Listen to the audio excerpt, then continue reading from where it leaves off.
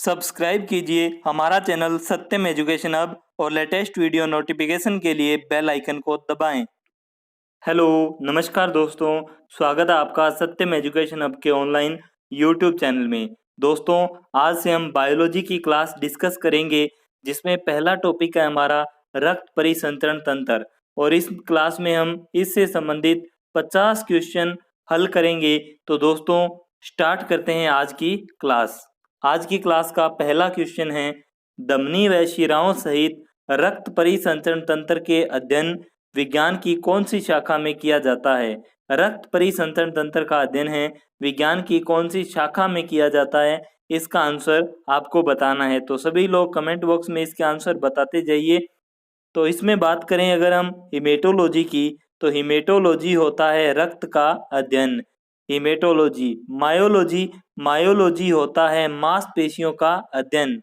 Oncology होता है cancer का अध्ययन। एंजियोलॉजी होता है रक्त परिसंचरण तंत्र का अध्ययन। तो हमारा राइट आंसर हो जाएगा ऑप्शन नंबर बी, रक्त परिसंचरण तंत्र का अध्ययन होता है एंजियोलॉजी।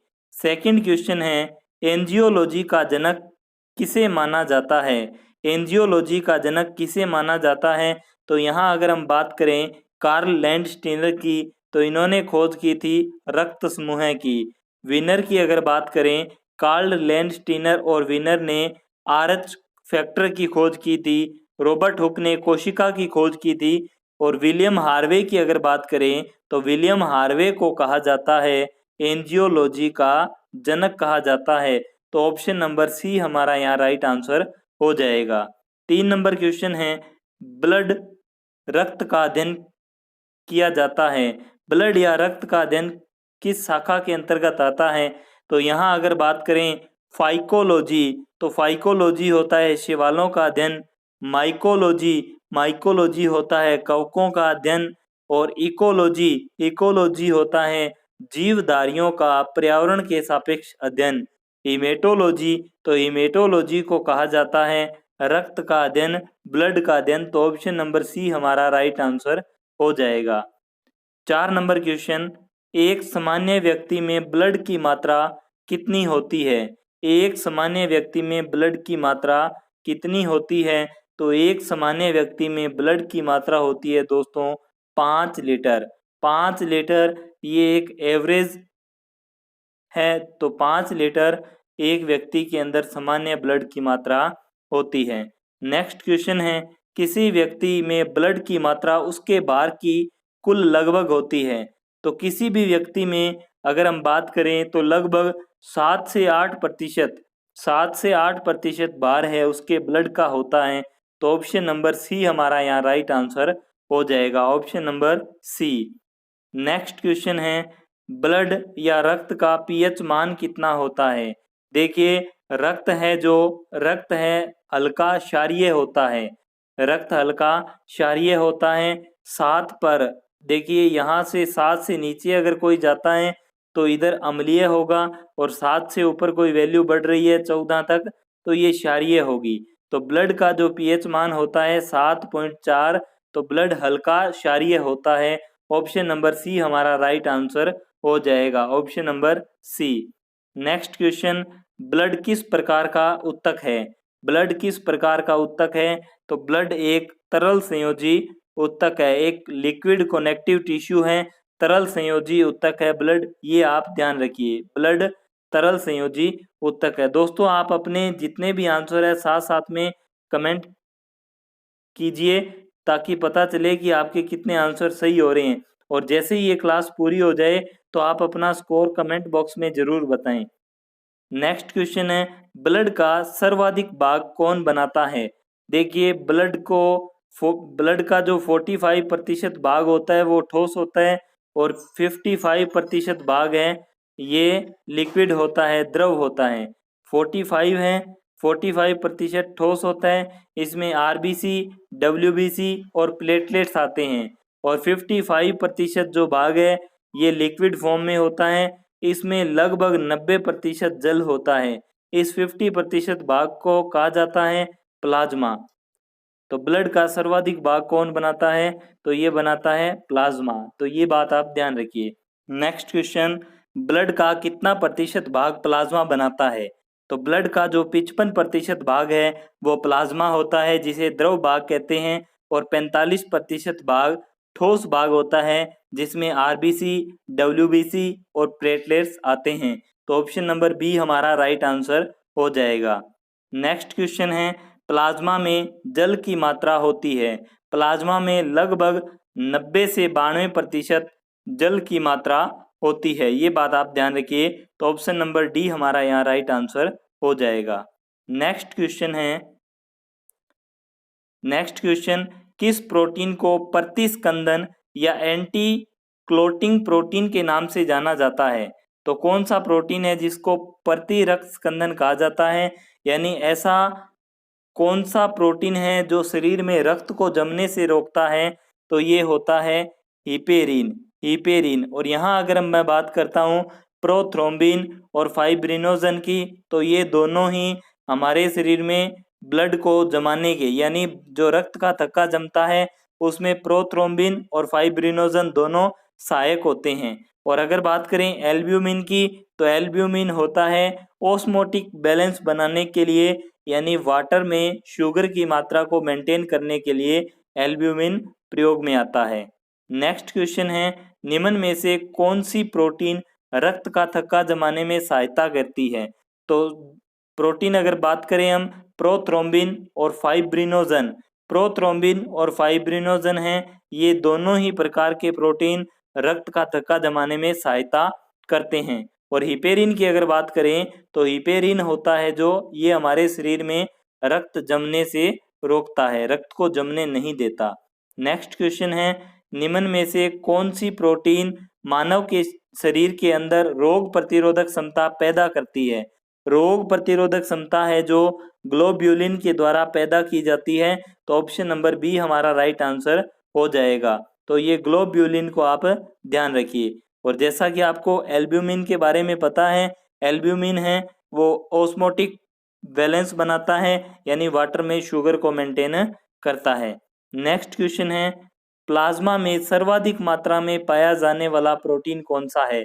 तो प्लाज्मा में सर्वाधिक मात्रा में जो प्रोटीन पाया जाता है उसका नाम है एल्ब्यूमिन। इंपॉर्टेंट क्वेश्चन है, ऑप्शन नंबर बी हमारा राइट आंसर हो जाएगा। इसको आप ध्यान रखिए। प्लाज्मा में सर्वाधिक मात्रा में जो प्रोटीन पाया जाता है उसका नाम है एल्ब्यूमिन। नेक्स्ट क्वेश्चन है, रक्त का थक्का बनाने में कौन सा विटामिन सहायता करता है? तो रक्त का थक्का जमाने में सहायक विटामिन होता है, वो होता है विटामिन के, जिसका रासायनिक नाम होता है फिलोक्विनोन। तो ये आप ध्यान रखिए। यहाँ अगर हम बात करें थायमिन जो विटामिन B1 है, और विटामिन ई जिसका नाम टोकोफेरोल है, और विटामिन डी जिसका नाम कैल्सीफेरोल है। तो ये आप ध्यान रखिए। और यहाँ पर अगर बात करें तो ऑप्शन नंबर ए हमारा राइट आंसर हो जाएगा। थायमिन विटामिन B1 की कमी से बेरी रोग होता है, डी की कमी से रिकेटस या ओस्टियोमलेशिया रोग होता है, और ई की कमी से नपुंसकता जैसी बीमारियां या बांझपन जो है वो विटामिन ई की कमी से होता है। नेक्स्ट क्वेश्चन है, कौन सा तत्व रक्त का थक्का बनाने में सहायता करता है? तो ऐसा कौन सा तत्व है जो रक्त का थक्का बनाने में सहायता करता है? तो सर्वाधिक मात्रा में जो सहायता करता है वो कैल्शियम ही करता है। तो ये ध्यान रखिए, कैल्शियम। ऑप्शन नंबर ए हमारा यहाँ राइट आंसर हो जाएगा। नेक्स्ट क्वेश्चन है, निम्न में से कौन से प्रोटीन का निर्माण लीवर या यकृत में होता है? तो लीवर या यकृत में जो निर्माण है, अगर बात करें हिपेरिन का, तो इसका निर्माण यकृत में होता है। प्रोथ्रोम्बिन इसका निर्माण भी यकृत में होता है। फाइब्रिनोजन इसका निर्माण भी यकृत में होता है। तो ऑप्शन नंबर डी हमारा राइट आंसर हो जाएगा। नेक्स्ट क्वेश्चन है, आरबीसी जिसे रेड ब्लड कॉर्पल्स कहते हैं, लाल रक्त कणिकाओं का निर्माण मानव शरीर के अंदर कहाँ होता है?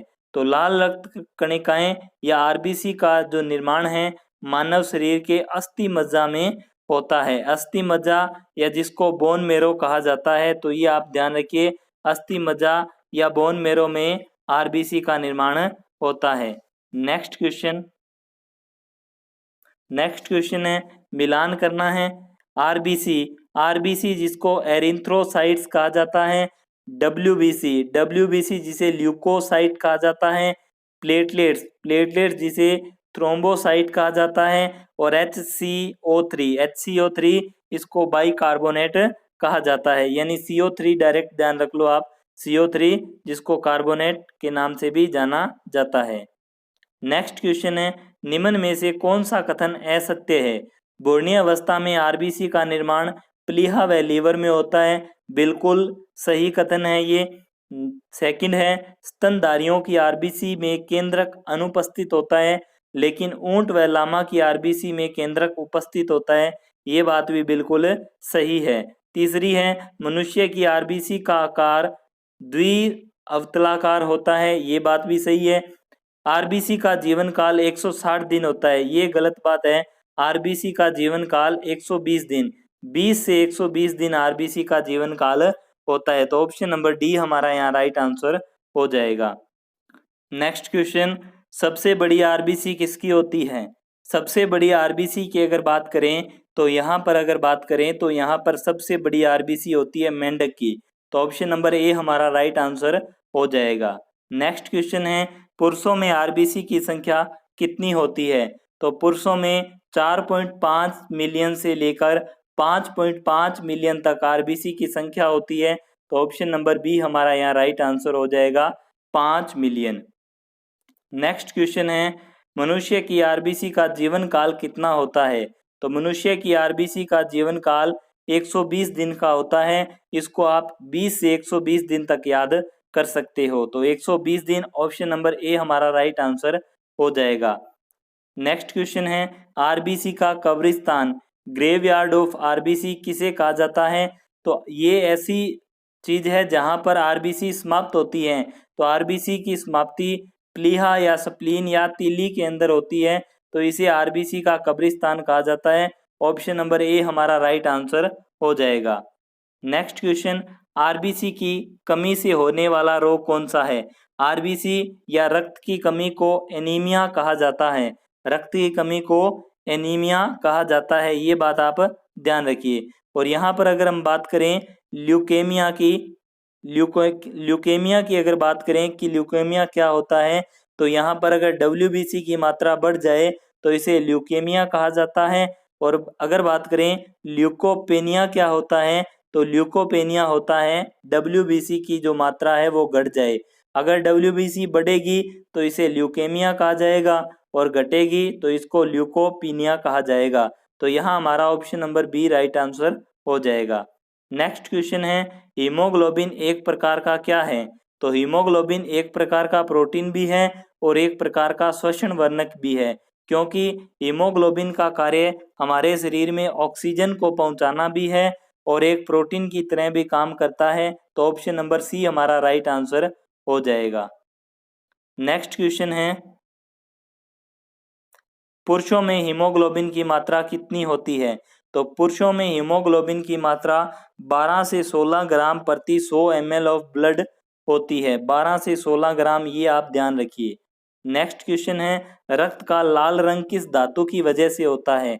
तो रक्त का लाल रंग है वो लोह धातु की वजह से रक्त का लाल रंग होता है। तो यहाँ ऑप्शन नंबर हमारा डी राइट आंसर हो जाएगा। लोहा जिसको फेरस कहा जाता है, फेरस की वजह से रक्त का लाल रंग होता है। नेक्स्ट क्वेश्चन, हीमोग्लोबिन में कौन सी प्रोटीन पाई जाती है। तो इंपॉर्टेंट क्वेश्चन है, हीमोग्लोबिन में ग्लोबिन प्रोटीन पाई जाती है। हीमोग्लोबिन में ग्लोबिन प्रोटीन पाई जाती है। केसीन प्रोटीन है दूध में पाई जाती है। एल्ब्यूमिन है प्लाज्मा में पाई जाती है। तो ये आप ध्यान रखिए। नेक्स्ट क्वेश्चन है एक हीमोग्लोबिन का अणु अपने साथ कितने ऑक्सीजन के अणुओं को बांधता है। एक हीमोग्लोबिन का अणु, तो यहाँ पर अगर बात करें Hb प्लस में जाता है 4O2। एक हीमोग्लोबिन का अणु है 4 ऑक्सीजन के अणुओं से जुड़ सकता है और ऑक्सीजन के अणुओं से जुड़कर ये ऑक्सी हीमोग्लोबिन बनाता है, जो एक प्रकार का अस्थायी उत्पाद होता है। तो ऑप्शन नंबर बी हमारा यहाँ राइट आंसर हो जाएगा। नेक्स्ट क्वेश्चन है हीमोग्लोबिन का रंग कैसा होता है। तो तो हीमोग्लोबिन के रंग की बात पूछे तो हीमोग्लोबिन का रंग होता है लाल, जबकि आपसे अशुद्ध रक्त का रंग पूछा जाए तो अशुद्ध रक्त का रंग होता है बैंगनी। तो ऑप्शन नंबर ए हमारा यह राइट आंसर हो जाएगा। नेक्स्ट क्वेश्चन है, ऊंचाई पर जाने पर आरबीसी की संख्या। ऊंचाई पर अगर आप 4200 मीटर की ऊंचाई पर चले जाते हो तो आप में 30% आरबीसी बढ़ जाती है। तो ये बात ध्यान रखना, ऊंचाई पर जाने पर आरबीसी की संख्या बढ़ती है। नेक्स्ट क्वेश्चन है, मानव शरीर के अंदर डब्ल्यूबीसी या श्वेत रक्त कणिकाओं का उत्पादन या निर्माण कहाँ होता है? तो ये बेसिकली तो होता है अस्थि मज्जा के अंदर, लेकिन यहाँ थाइमस ग्रंथि और प्लीहा ये दोनों भी इसके निर्माण में सहायक होती है। तो ऑप्शन नंबर डी हमारा यहाँ राइट आंसर हो जाएगा। नेक्स्ट क्वेश्चन है, डब्ल्यूबीसी का जीवन काल कितना होता है? दोस्तों आप अपने सारे के सारे आंसर कमेंट करते जाइए, कमेंट में बताते जाइए, तो इससे पता चलेगा कि आपके कितने आंसर सही हो रहे हैं। डब्ल्यूबीसी का जीवन काल सामान्यतः 2 से 4 दिन का होता है। डब्ल्यूबीसी का जीवन काल है 2 से 4 दिन का होता है, ये आप ध्यान रखिए। नेक्स्ट क्वेश्चन है, नेक्स्ट क्वेश्चन आपको मिलान करना है।